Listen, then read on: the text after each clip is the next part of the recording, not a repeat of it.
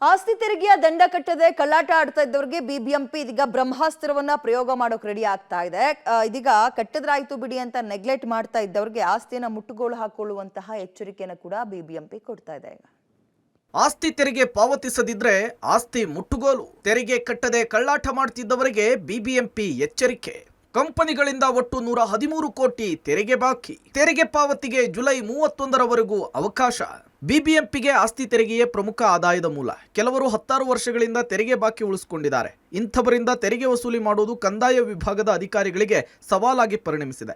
ನಗರದ ಪ್ರತಿಷ್ಠಿತ ಸಂಸ್ಥೆಗಳು, ಹೋಟೆಲ್ಗಳು, ಡೆವಲಪರ್ಸ್ಗಳು, ಶಿಕ್ಷಣ ಸಂಸ್ಥೆಗಳು, ಚಾರಿಟೇಬಲ್ ಟ್ರಸ್ಟ್ಗಳು, ಮಾಲ್ಗಳು ಕೋಟ್ಯಾಂತರ ರೂಪಾಯಿ ತೆರಿಗೆ ಬಾಕಿ ಉಳಿಸಿಕೊಂಡಿವೆ.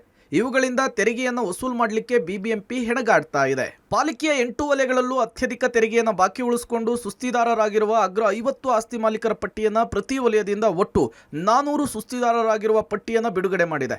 ಇವರುಗಳಿಂದ ಒಟ್ಟು 113.72 ಕೋಟಿ ರೂಪಾಯಿ ತೆರಿಗೆ ಪಾವತಿ ಆಗಬೇಕಿದೆ. ಜುಲೈ 31ರವರೆಗೂ ಒನ್ ಟೈಮ್ ಸೆಟಲ್ಮೆಂಟ್ ಯೋಜನೆಯಡಿ 5 ವರ್ಷದ ಮೇಲೆ ಇರುವ ತೆರಿಗೆಗೆ ಯಾವುದೇ ದಂಡವಿಲ್ಲದೆ ತೆರಿಗೆ ಪಾವತಿಸಲು ಅವಕಾಶ ಕೊಟ್ಟಿದೆ.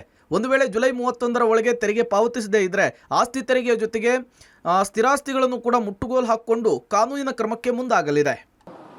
1 ತಿಂಗಳು ಅಪ್ರಿಲ್ಗೆ ಕೊಟ್ಟು ಮೇಗೆ ಎಕ್ಸ್ಟೆಂಡ್ ಮಾಡ್ತಾ ಬಂದಿದ್ದೇವೆ. ಈ ಸಲ ನಾವು 31ನೇ ಜುಲೈ ಒಳಗಾಗಿ ಟೈಮ್ ಕೊಟ್ಟಿರುವುದರಿಂದ ಮತ್ತು 31ನೇ ಜುಲೈ ಒಳಗಾಗಿ ಇಂಟ್ರೆಸ್ಟ್ನು ಕೂಡ ವೇವರ್ ಮಾಡಿರುವುದರಿಂದ ಸರ್ಕಾರ ಈಗ ಜನರು ಸ್ವಲ್ಪ ಅಷ್ಟು ಬೇಗ ಏಪ್ರಿಲ್ ತಿಂಗಳಿನಲ್ಲಿ ತುಂಬಿಲ್ಲ. ಜೂನ್ ಜುಲೈಯಲ್ಲಿ ಎಲ್ಲರೂ ತುಂಬ್ತಾರೆ. ನಾವು ಈಗಾಗಲೇ ಡಿಮಾಂಡ್ ನೋಟಿಸ್ ಎಲ್ಲರಿಗೂ ಇಶ್ಯೂ ಮಾಡಲಿಕ್ಕೆ ಕ್ರಮ ಕೈಗೊಂಡಿದ್ದೇವೆ. ಡಿಮಾಂಡ್ ನೋಟಿಸ್ ಜಾರಿ ಮಾಡಿ ಎಲ್ಲರಿಗೂ ತಿಳುವಳಿಕೆ ಕೊಟ್ಟು ನಮ್ಮ ಕಡೆಯಿಂದ ಕಾಲ್ ಔಟ್ ಕೂಡ ಮಾಡ್ತಾ ಇದ್ದೇವೆ. ನಮ್ಮ ಸೆಂಟ್ರಲ್ ಸರ್ವರಿಂದ ಎಲ್ಲರಿಗೂ ಮೆಸೇಜು ಕೂಡ ಕಳಿಸ್ತಾ ಇದ್ದೇವೆ. ಅವರು ಆದರೂ ಸಹ ಕಟ್ಟಿಲ್ಲ ಅಂದರೆ ಅವರಿಗೆ ಭಾಳ ಸುಂದರ ಅವಕಾಶ ಏನಿದೆ ಅದು ತಪ್ಪದೆ. ಇದೀಗ ಒನ್ ಟೈಮ್ ಸೆಟಲ್ಮೆಂಟ್ ಯೋಜನೆಯಡಿ ಜುಲೈ 31ರ ಒಳಗೆ ಬಾಕಿ ಬಿಲ್ಲನ್ನು ತುಂಬಿಸಿಕೊಳ್ಳಲು ಪಾಲಿಕೆ ಗುರಿ ಹೊಂದಿದೆ. ಒಂದು ವೇಳೆ ತೆರಿಗೆ ದಂಡದ ಮೊತ್ತ ತುಂಬದಿದ್ರೆ ಪಾಲಿಕೆ ಅವರ ಆಸ್ತಿ ಹಾಗೂ ಕಾನೂನು ಕ್ರಮಕ್ಕೆ ಮುಂದಾಗಲಿದೆ. ಮನೆಗಾರು ಉಪಯೋಗಿಸ್ತಿರ್ಬೋದು ಮತ್ತು ಶಾಪ್ ಬಿಸ್ನೆಸ್ಗಾರು ಉಪಯೋಗಿಸ್ತಿದ್ರೆ ಅಂಥ ಕಟ್ಟಡಗಳಿಗೆ 5 ವರ್ಷದ ಮೇಲೆ ಏನಾದ್ರು ತೆರಿಗೆ ಪೆನಾಲ್ಟಿ ಇದ್ದರೆ ದಯವಿಟ್ಟು ಕಟ್ಟಬೇಡಿ ಅಂತ ಹೇಳ್ಬಿಟ್ಟು ಒಂದು ಪೆನಾಲ್ಟಿ ವಿನಾಯಿತಿ ಕೊಟ್ಟಿದ್ದಾರೆ. ಈ ಒಂದು ತೆರಿಗೆ ವಿನಾಯಿತಿ ಇದೇನಿದೆ ಜುಲೈ 31, 2024 ಸಂಪೂರ್ಣ ಆಗುತ್ತೆ. ಅಷ್ಟರಲ್ಲಿ ಕಟ್ಟಿ ಈ ಏನು ಬೆನಿಫಿಟ್ ಇದೆಯೋ ದಯವಿಟ್ಟು ಅದು ಅವೈಲ್ ಮಾಡ್ಕೊಳ್ಳಿ. ಜುಲೈ 24ರವರೆಗೆ ಇದರ ಒಂದು ವಿನಾಯಿತಿ ಅನ್ನೋದಿದೆ.